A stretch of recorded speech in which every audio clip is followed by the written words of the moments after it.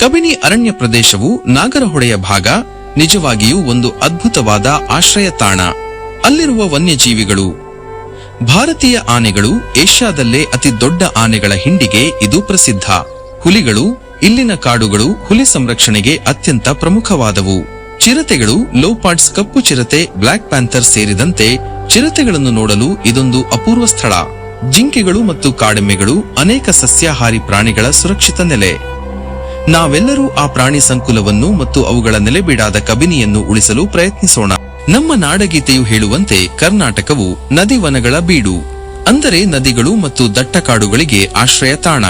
ಇಂತಹ ಪವಿತ್ರ ನೆಲೆಯಲ್ಲಿ ನಮ್ಮ ಹೆಮ್ಮೆಯ ಒಂದು ಹೆಸರು ಕಬಿನಿ.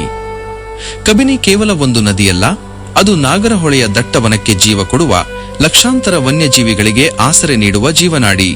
ಇದು ಆನೆಗಳು, ಹುಲಿಗಳು ಮತ್ತು ಅಪರೂಪದ ಕಪ್ಪು ಚಿರತೆಗಳ ನೆಲ.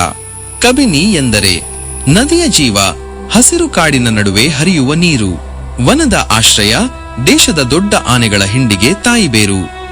ಇಂದು ನಮ್ಮ ನಾಡಗೀತೆಯ ಈ ನದಿ ವನಗಳ ಬೀಡನ್ನು ಸಂರಕ್ಷಿಸುವ ಜವಾಬ್ದಾರಿ ನಮ್ಮ ಮೇಲಿದೆ.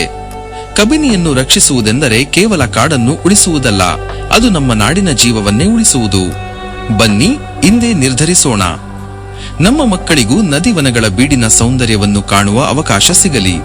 ಸೇವ್ ಕಬಿನಿ. ಜೈ ಕಬಿನಿ. ಜೈ ಕರ್ನಾಟಕ ಮಾತೆ.